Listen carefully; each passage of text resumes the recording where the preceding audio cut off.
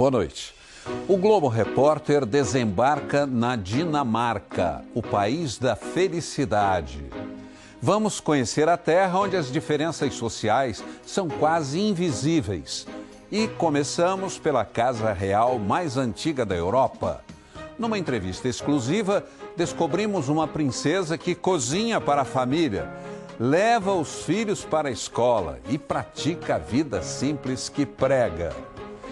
O lixeiro trabalha 4 horas por dia, ganha o equivalente a R$10 mil líquidos e exibe na parede a porcelana real que também aparece no palácio. Na capital, a prioridade é das bicicletas. Até a rainha já chegou a um evento oficial em um triciclo para idosos. No país da simplicidade, muitos jardins de infância na floresta. A população adora atividades ao ar livre e faz um dos mais bonitos festivais de pipa do mundo. Vamos começar nossa viagem? Há algo de fascinante no Reino da Dinamarca. A terra de reis, rainhas e dos sanguinários vikings do passado dá hoje um show de qualidade de vida.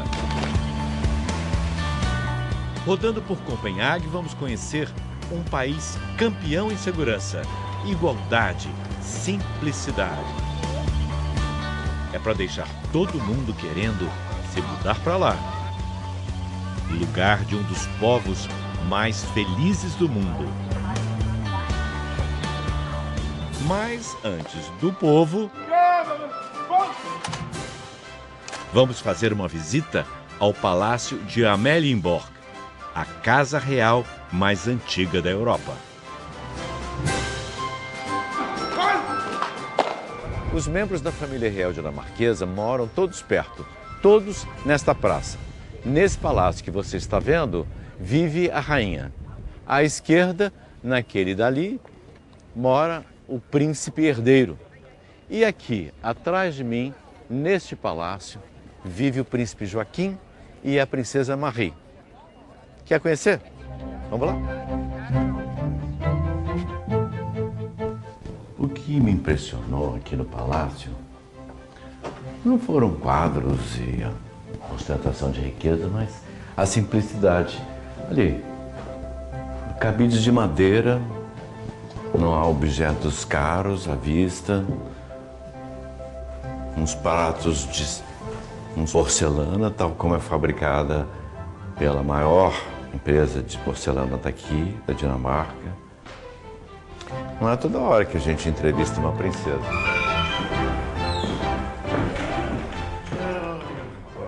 Prazer em conhecer. Bem-vindo à Dinamarca. Nice to meet you too. Thank you very much. A princesa Marie chega esbanjando simpatia. And Saul, our director. Como é praxe, conversamos um pouco sobre o tempo. E ela mostra Apple, a pequena cachorrinha que segue a princesa por onde ela vai no castelo. Marie é casada com Joaquim, o segundo na linha sucessória do trono dinamarquês. Mas qual o papel de uma princesa em pleno século XXI? Marie diz que ela e o marido esperam ser exemplos para as pessoas. Exemplos de uma vida simples que ela leva muito a sério. Eu cozinho o que tiver na geladeira. You cook? Sim, eu cozinho. Eu não gosto de jogar nenhuma comida fora. Mesmo que a data de validade tenha passado um pouco, nós olhamos o produto antes de jogar fora. A princesa Marie lidera uma iniciativa de combate ao desperdício de alimentos. Já são 2 lojas em Copenhague, criadas pela igreja dinamarquesa. Tudo nestas prateleiras iria para o lixo. Mas aqui, o pão que sobrou nas padarias encontra novos clientes por apenas 25% do preço original. Aí, ao final do dia, em vez de jogar fora, congelam e mandam para cá. A igreja dinamarquesa usa a renda para financiar projetos contra a fome no mundo. Vamos tomar esse saco de batatas como exemplo. Ela diz que as batatas custam apenas 5 coroas, o equivalente a R$ 2,50. No supermercado comum, sairia por 25 coroas, ou seja, R$ 12,50. Tudo foi possível depois que os dinamarqueses alteraram a lei em 2014. Daí em diante, os produtos que iriam para o lixo, mas ainda eram próprios para o consumo, puderam ser doados pelos supermercados e revendidos aqui. É perigoso dizer para as pessoas consumirem um produto antes de uma determinada data, ou dizer que um produto está vencido. Nós não vendemos comida vencida. Carne e peixe não podemos vender. É perigoso comer carne vencida, mas não tem problema nenhum em comer, por exemplo, batata frita depois da validade. Sophie mostra legumes de aparência não muito atraente, rejeitados nas lojas comuns, que aqui encontram comprador. Essa parte aqui tá feia. Basta tirar e você tem um repolho fresco. Bonito. Só no ano passado, a WeFood, como é chamada a iniciativa, vendeu 100 toneladas de comida que teriam ido para o lixo e acabaram sendo bem aproveitadas aqui. O trabalho é feito por 100 voluntários. A voluntária mais famosa é a Princesa Marie. Um terço de toda a comida produzida vai para o lixo.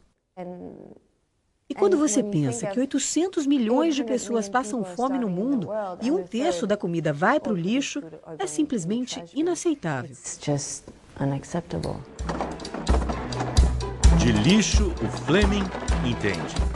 Aos 57 anos, passou a vida nas ruas de Copenhague. É talvez o lixeiro mais animado da cidade. E assim como a princesa, tem carinho pelos cachorros e um grande orgulho da profissão que escolheu. Hello, Fleming. Hello. How are you? I'm Edney. Nice to meet you. Good morning. Graças a um excelente ensino básico, a maioria dos dinamarqueses fala inglês. Fleming nos explica que o trabalho dele é recolher o lixo comum. Cada cabine aqui, que serve a vários prédios, é para um tipo de lixo diferente. Mas como é que Fleming e o cunhado e colega de trabalho Kim entram nos prédios? Afinal, na Dinamarca, não existem porteiros.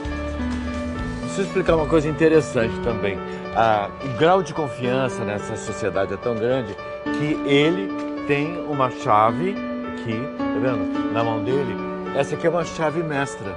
Uma chave que abre todos os portões de todas as casas que ele atende.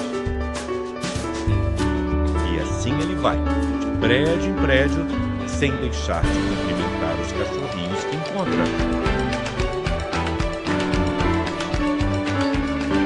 Neste outro prédio, a chave mestra abre uma fechadura na parede, onde está guardada a chave de uma sala. Dentro dela ficam o lixo e as bicicletas.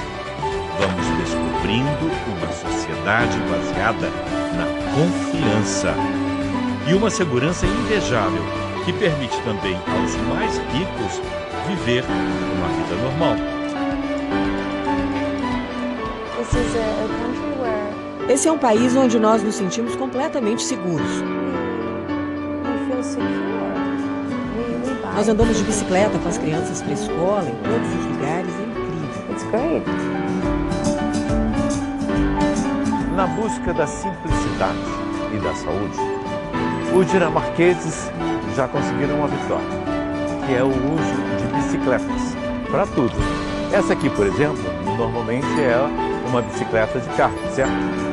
Mas, tá vendo o banquinho? Aqui, os dinamarqueses transportam os filhos para a escola, para passeio, para brinquedos. Esse aqui é o país das bicicletas. O governo estimulou o uso de bicicletas durante a crise do petróleo de 1973. Hoje, Copenhague tem um trânsito todo voltado para os ciclistas. Estima-se que 62% das pessoas usem as bicicletas para ir ao trabalho ou à escola. O urbanista Yangel, de 80 anos, foi um dos idealizadores desta cidade agradável, boa para viver, que combate os carros há mais de meio século.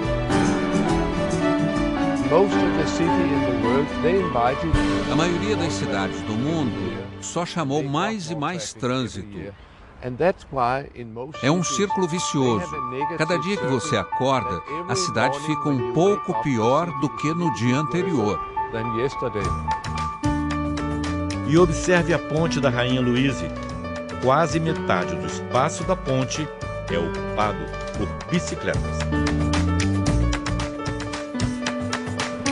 Os ciclistas têm de seguir regras de trânsito específicas para eles. Este sinal com a mão, por exemplo, é de que vai parar.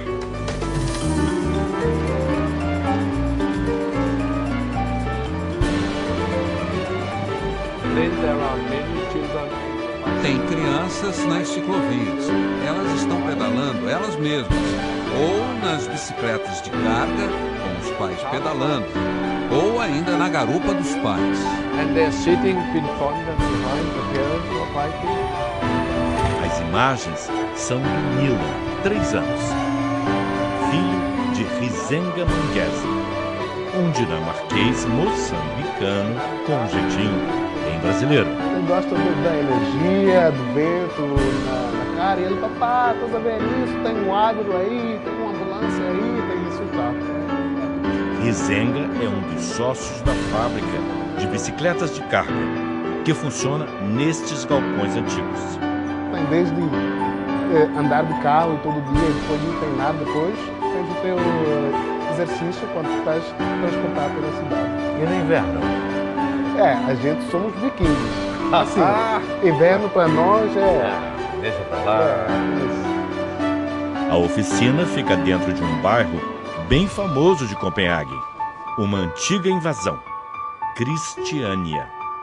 A primeira bicicleta foi feita aqui e os que fizeram a primeira bicicleta tinham um sonho de encher as ruas de Copenhague com essas bicicletas. Depois de ver a fábrica, onde já foram produzidas 10.000 bicicletas de carga, Rizenga nos leva para conhecer Christiania. Nos anos 70, estes galpões do exército estavam abandonados e foram invadidos por hippies que queriam construir uma sociedade libertária e alternativa. O governo desistiu de desocupar a área por receio que o conflito causasse mortes. Isso é o centro da cidade de Copenhague. Então, claro que os políticos não gostaram que os hippies ocuparam a área, mas fizeram tantas coisas bonitas aqui, tantas coisas criativas, que eles também não tinham como tirar eles daqui. 40 anos depois, os moradores de Christiania compraram do governo a área ocupada. O privilégio de morar aqui não é para todos, mas o privilégio de usar a área é para todos. Christiania é de todo mundo e está liberado para todo mundo chegar aqui e curtir a vida simples que a gente tem aqui. O sonho dos hippies se espalhou. Copenhague hoje é tomada de bicicletas. Pontes para ciclistas interligam os bairros centrais. Para muitos lugares é mais rápido ir de bicicleta do que de carro. A família real não fica de fora. Não se espante de ver a rainha Margarete, de 77 anos, chegando com essa simplicidade a um evento num asilo. Estes triciclos são usados por voluntários para levar idosos para passear. E esta é a outra princesa, Mary, nascida na Austrália, casada com o príncipe herdeiro Frederick, levando de bicicleta o futuro rei e a irmã para a escola. Depois de recolher o lixo, Fleming e Kim levam o caminhão para esta usina que produz eletricidade para abastecer Copenhague. Apenas 6% do lixo da Dinamarca vai para aterros sanitários. Todo o resto é reciclado ou usado para produzir energia. Nas segundas, eles trabalham 6 horas, mas nos outros dias da semana trabalham apenas 4 horas. Por volta das 10 da manhã, já podem ir para casa. Fomos comer pães doces dinamarqueses e tomar café com o cunhado e o pai de Fleming, que também foi lixeiro. Doces dinamarqueses e café com leite. É uma longa vida de trabalho. Aos 57 anos, Fleming ainda vai levar mais 10 até se aposentar. 10 anos. Isso é fácil de entender, né? É que é 10 anos. E lá no Palácio do Lixeiro, tal como vimos no Castelo da Princesa, também tem a porcelana real pendurada na parede. Fleming sente um imenso orgulho da profissão. É gostoso trabalhar ao ar livre. Acabamos cedo todos os dias. É uma vida maravilhosa. E como não seria? Por 22 horas de trabalho por semana, Fleming ganha o equivalente a 10 mil reais por mês, já descontados os impostos. No caso dele, de 38%. Esta felicidade que temos na Dinamarca é por causa do bem-estar social e do sistema de educação, que é muito bom. Existe um grande equilíbrio entre a vida do trabalho e a vida com a família. As pessoas são felizes porque têm tempo umas para as outras. Tempo para o Ryke, como eles chamam estes momentos, de felicidade com a família e amigos. Eu pergunto, ele é feliz? Sempre sorrindo, ele diz sim, posso fazer o que quero. Na Dinamarca, seja nos palácios ou nas casas mais simples, a felicidade é fácil.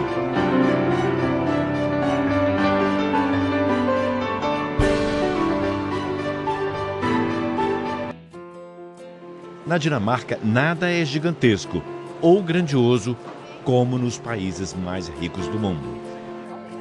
No fim de tarde, a simplicidade do piquenique na grama. A maior atração turística de Copenhague, aliás, de toda a Dinamarca, é aquela estatuazinha ali, de apenas 1,25 m. Tem mais de 100 anos que ela atrai visitantes do mundo inteiro. É a Pequena Sereia, lembra da história? Foi escrita há mais de 200 anos. A sereiazinha dos contos de fadas, criada pelo dinamarquês Hans Christian Andersen, está aqui desde 1913. Este é um país que valoriza o aprendizado das crianças. Estas aqui têm de 3 a 6 anos de idade. Estão indo para uma aventura, uma grande aventura. Pode chover, pode nevar, pode fazer sol. Este vai ser o programa diário delas pelos próximos 3 anos. É o jardim de infância na floresta. Parece um conto de fadas. Um passeio no bosque, até o lago. Jogar pedrinhas na água. Toma essa, aqui, vê se essa tá boa. Coisas simples, como apostar uma corrida com os colegas. Até que chegamos a uma pequena casa de madeira. Eles não compreendem minha língua, eu não compreendo a deles. Ednei. Mas mesmo assim, a gente brinca de se apresentar. Felix, ai Felix. Ednei. Benjamin. A professora explica, esta é a casa da bruxa. E os pequenos ficam numa curiosidade só, como não entrar na brincadeira. Tá ouvindo alguma coisa? Nick? Eu não ouço nada. Podemos te encontrar em breve, bruxa. É o recado que deixam escrito para ela. Eles podem tudo, ou quase tudo, e vão aprender a cada ação. Beber água suja? Como é que pode? O professor deixa? In Brazil, parents or educators. Eu digo que no Brasil, pais e professores diriam: não beba esta água. Ele me responde que faz o mesmo, mas, por outro lado, é muito importante brincar com a água. As crianças pequenas desenvolvem a percepção e o cérebro. Mas o professor sabe ser rigoroso. É quando os pequenos pulam e molham os colegas. Isso, diz ele para os pequenos, não está certo. As nossas surpresas estão apenas começando. Crianças aprendendo a usar faca. Crianças brincando com fogo.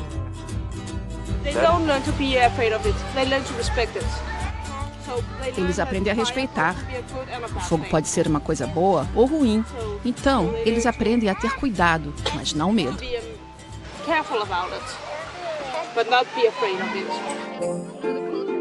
Sem medo e aprendendo a amar a natureza. Amar tudo mesmo, sem nojo. As crianças, claro, adoram a liberdade. O que é isso? O Félix me mostra a maior lesma que ele já viu na vida. E assim eles têm contato com bichos que na cidade não tem a menor possibilidade. Imagina, encontrar uma lesma daquele tamanho do centro da capital. Não tem jeito. E aí eles ficam assim, livre, procurando descobrir o mundo à maneira dele.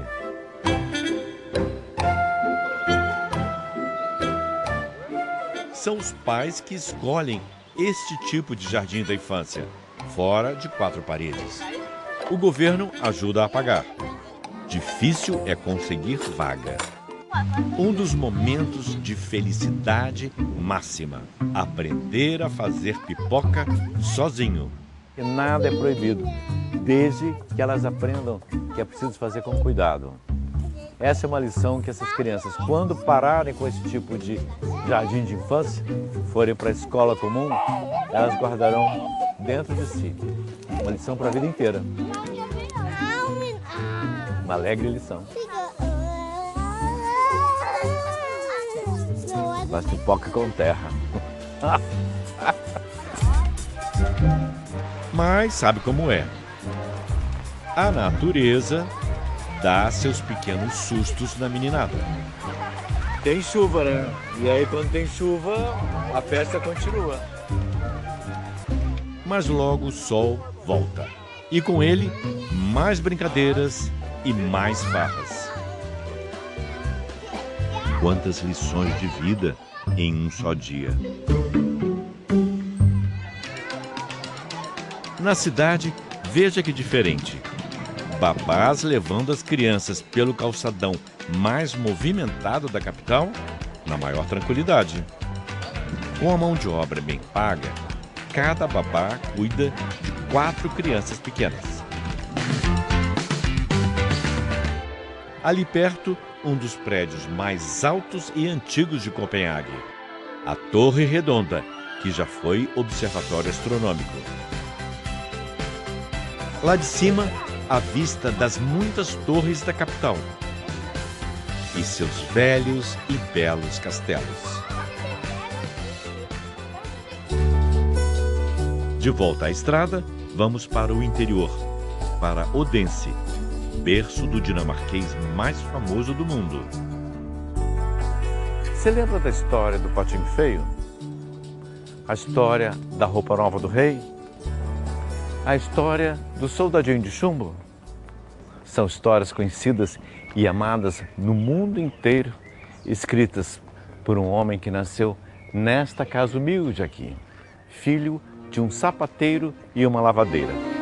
E mais interessante, as histórias foram escritas numa língua que hoje é falada por menos de 6 milhões de pessoas. Hans Christian Andersen, autor de Contos de Fadas, um dos escritores mais traduzidos do mundo.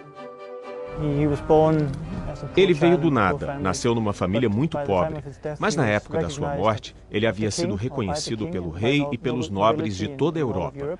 É uma história fantástica. A sua própria vida era um conto de fadas, cheio de altos e baixos, cheio de felicidade e tristeza.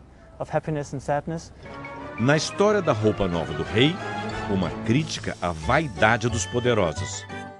O rei vaidoso acredita num costureiro que dizia vender roupas que só os inteligentes enxergavam. Ao desfilar sem roupas pelo reino, ninguém teve coragem de apontar, mas um menino gritou: "O rei está nu!" Ele não fazia diferença entre as pessoas, não fazia diferença entre os sexos, homens e mulheres. Todos eram iguais. Mas nestas terras nórdicas existem histórias ainda mais antigas, contadas por aqui há milhares de anos.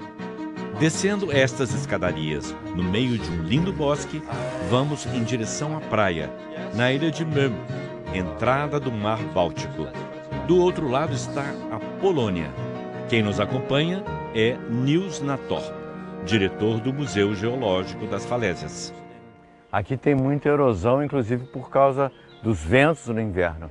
Mas essas árvores com essas raízes que são longuíssimas e se espalham, elas seguram a terra. E logo conseguimos avistar o que viemos ver. São as falésias de Møn. E Niels Natorp mostra o ponto mais alto, chamado de Cadeira da Rainha. Ele explica que estas formações de calcário de hoje eram o fundo de um oceano 70 milhões de anos atrás.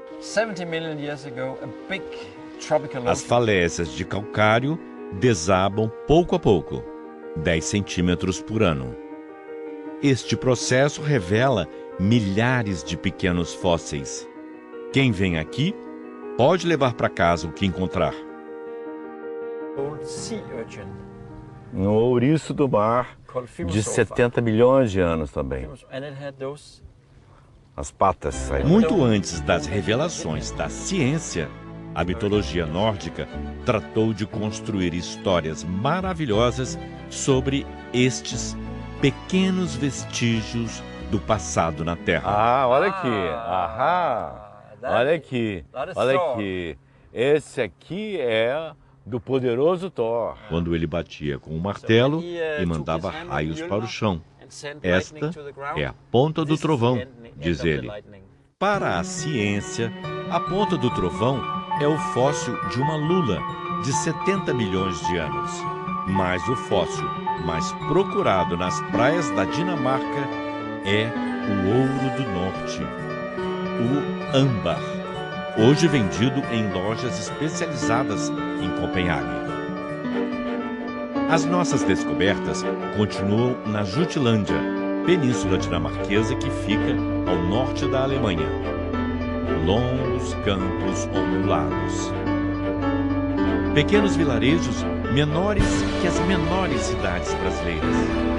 E suas pequenas igrejas brancas, a maioria com mais de 700 anos. Neste país formado por mais de 400 ilhas, muitas vezes tem que pegar uma balsa para conhecer os lugares. Esta ilha aqui, Fenø, é muito especial. Os vilarejos são assim há centenas de anos. Nas casas, telhados de palha. No Mar do Norte, praias sem fim.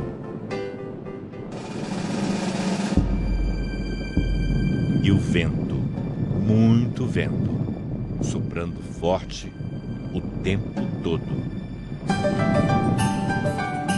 Um vento que eles aproveitam bem. Uma vez por ano, no início do verão, aqui se reúnem os apaixonados por pipas.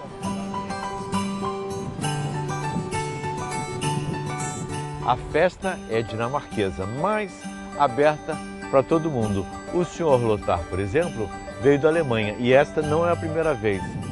Ele conta que faz 16 anos que vem para o festival. Vem atrás da natureza, do vento e dos amigos.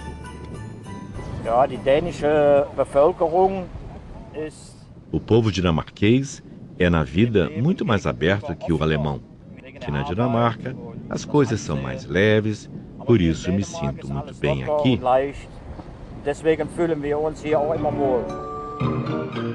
Leveza, beleza e, mais uma vez, as crianças. Encantadas com tudo, mas especialmente com as pipas em forma de joaninhas. Algumas são pipas gigantes. Veja quantos dragões, dezenas de dragões. Pipas enormes. O carro fica até pequeno embaixo do jacaré voador amarelo. E os pipeiros aproveitam para descansar ao sol. No fim de semana do festival, Fene deixa a tranquilidade de lado.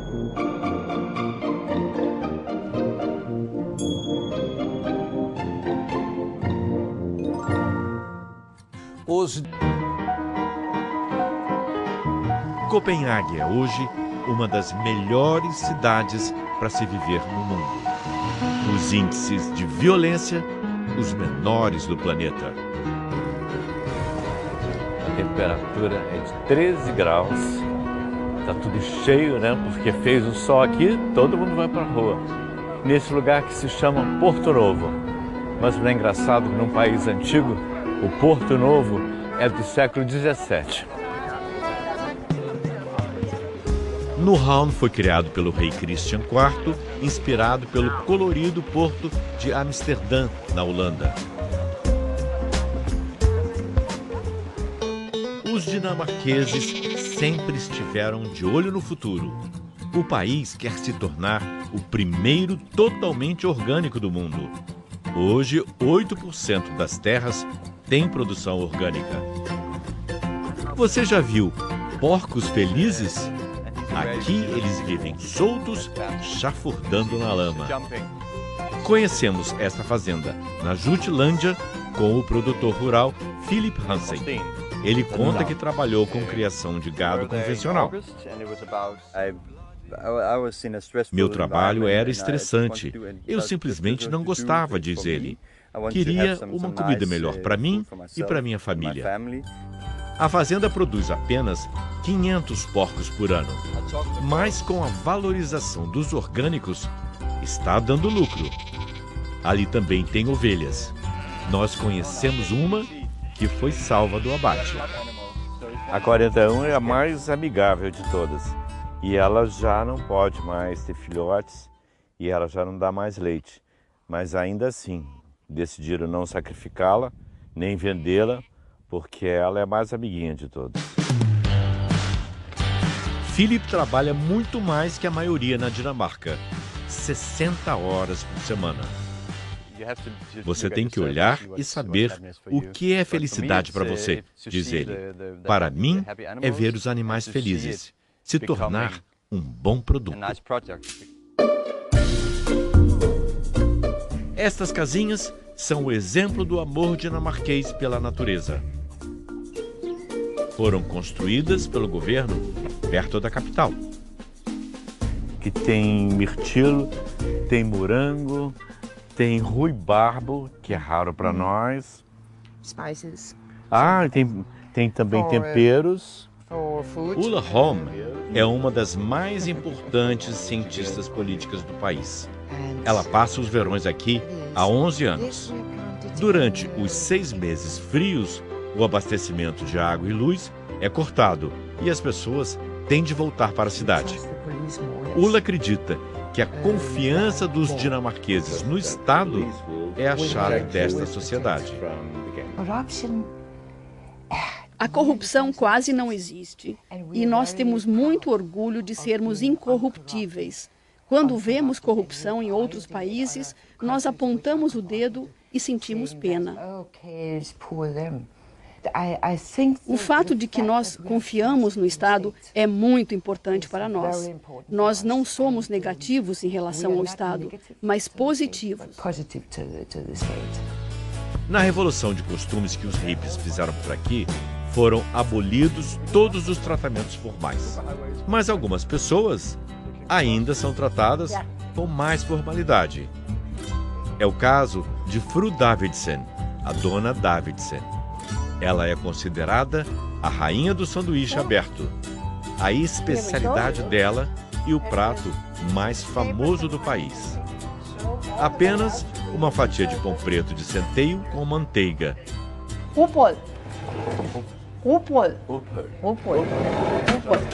E em cima, o que a criatividade permitir. Este é o almoço dos dinamarqueses no dia a dia. O meu favorito era o com batata e cebolinha. É muito simples. Eu sou uma pessoa simples, mas eu adoro fazer essas comidas fantásticas. Os clássicos são com peixe frito, com camarão e caviar, patê de fígado, bacon, cogumelos e salsinha, pernil de porco assado, repolho roxo em conserva adocicada, beterraba. É a felicidade dinamarquesa. Diga ao dinamarquês que ele vai comer sanduíche aberto e ele vai sorrir de orelha a orelha. A gente pôde aproveitar esta tradição na forma como se faz em casa. A Ulla convidou as vizinhas e o marido para nos apresentar as delícias do almoço dinamarquês. Antes, regras. O pão vai sobre a madeira. Depois que você passa a manteiga sobre o pão, aí sim, aí você pode colocar o pão sobre o prato. Would you like some butter? Assim, tem o arenque, um peixe do Mar do Norte em conserva que nunca pode faltar. Arenque. Depois do arenque, eu ainda estou comendo arenque. Você tem camarão e ovos cozidos. Tudo é acompanhado de cerveja e algumas doses de aguardente de batata, chamada aquavit. That's toast to happiness. Fazemos um brinde à felicidade. Skål. E de novo, o Hygge, a tradição de celebrar e chamar a atenção para os momentos de felicidade. Skål.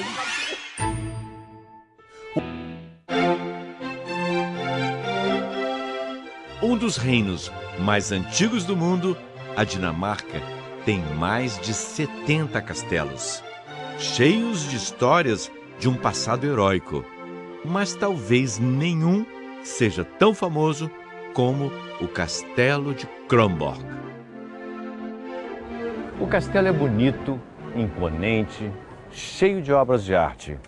Aqui já viveram vários reis da Dinamarca, mas funcionava mesmo como uma fortaleza para impedir ataques inimigos e invasões como daquele país que fica logo ali do outro lado, a Suécia. E aqui circulam personagens de William Shakespeare. No verão, estão aqui todos os dias. A obra do dramaturgo inglês ganha vida no Castelo de Kronborg. Hamlet, a história do príncipe dinamarquês que vinga a morte do pai, tramada pelo próprio tio e pela mãe. Amor, traição, vingança, assassinato. Ser ou não ser? Esta é a questão. Se ainda há algo de podre no reino da Dinamarca, hoje é muito difícil perceber. Mas antes da gente ir embora, vamos lá para os porões do castelo. Essa estátua aqui representa uma das lendas deste país. É o gigante adormecido. Se a Dinamarca for atacada, ele acorda e luta por ela. Ele é Holger, o dinamarquês. Um viking pronto para salvar a Dinamarca de qualquer ameaça. E ao que tudo indica, o gigante vai ficar assim tranquilo por muitos e muitos e muitos anos.